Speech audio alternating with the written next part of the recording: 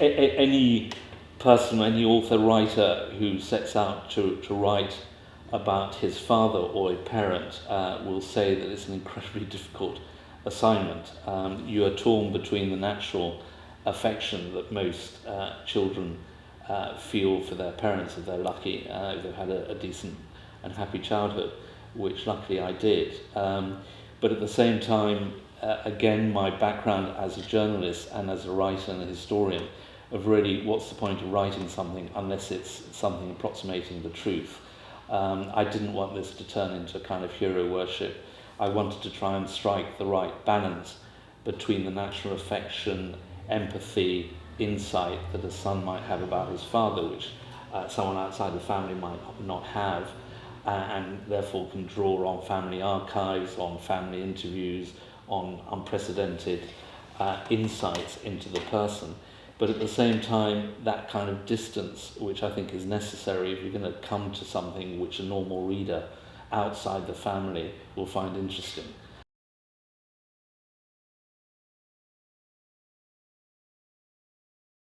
All of these characters interface with my father and interrelated with my father, because my father was in the British Embassy in Madrid as a press attaché, first secretary, which was clearly a cover job for a job that actually covered propaganda, secret intelligence, gathering of secret intelligence, security matters, and during which he was involved with a lot of these characters, not only reporting to them, but actually being reported on by these characters.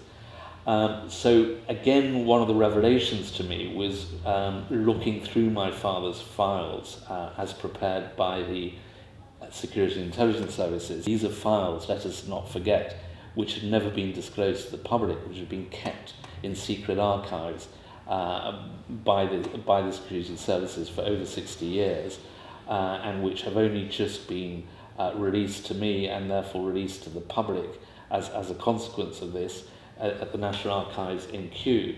But they do point to an aspect of the whole Cambridge saga, of the Cambridge spy saga, which giving much more detail about what they were doing during the Second World War, particularly their involvement with Spain and with Portugal, which were absolute critical areas in terms of Churchill's ability to recover from the disasters of 1940. I mean, let us not forget that in June 1940, everything seemed to be up for grabs, in the sense that we practically were getting bombed out of the sky or blasted out of the sky by the Luftwaffe.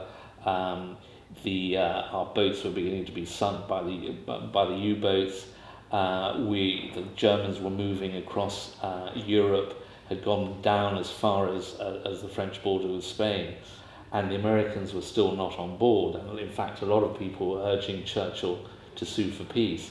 And it was at that critical moment that Churchill identified Spain as this incredibly important rearguard platform, not only for stopping the Germans from coming into Spain, taking over Gibraltar and taking over the Mediterranean and Atlantic ports, but also countering German intelligence at a time when the whole of British intelligence operatives were being pushed out of Northern Europe, pushed out of France, and having to withdraw behind the Pyrenees. So suddenly Spain becomes a critical area, Madrid becomes a critical area in terms of espionage, counter-espionage, at a time when Spain was a neutral country.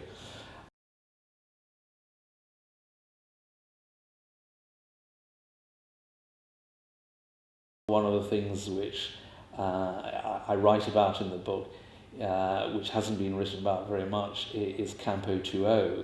Campo 2.0 was almost a kind of precursor of Guantanamo.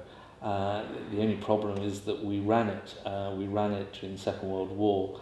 It was a secret camp in South London in Wandsworth, where we used to put, the British intelligence services, the Home Office, the government, put in people suspected of being agents for the enemy, often on very spurious evidence, and simply on the know-how or the intelligence reports of MI5 and MI6, which, as I said earlier, could be bang on, but often could be wrong. I mean, the great myth is that intelligence, secret intelligence, is necessarily an exact science. It often gets things wrong. And I think, in the world we live in, where we've seen what's happened to Iraq, where we've seen some of our civil liberties being eroded in recent years, with the alleged justification of fighting terrorism or alleged terrorism, including detention without trial, people being hauled in and arrested and detained simply on the basis of intelligence. I think this serves as a warning. We've been there before, and we've got to be very, very careful, not simply to let the intelligence services run riot.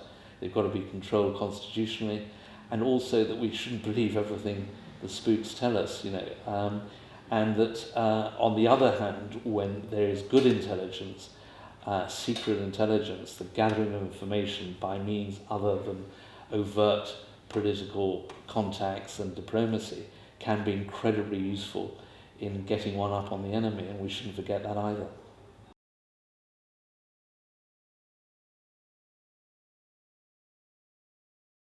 What do I think of my father? Well, I think I see my father probably as much more human. I think what comes out of this book is a fairly complex character, not a hero in any means, very human in the sense that he loved two women who were completely different.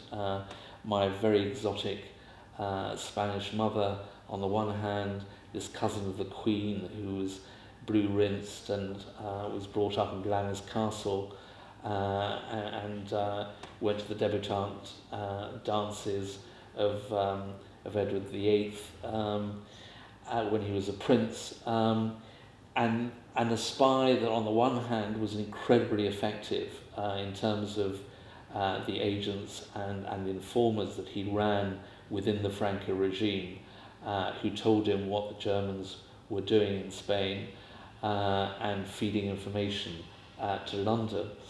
But also a spy who also made lots of enemies, and he made enemies because he made mistakes. Some of his reporting was off target, and also he was suspected of those who hated him because of his Catholic faith and because of his right-wing views. He was pretty pro-Franco, of being too pro-German, and indeed possibly being a German agent. I've established beyond any doubt that he certainly wasn't a German agent, he was a patriot. He certainly wasn't a perfect spy, he wasn't a perfect dad, but I think at the end of it, I still love him to bits.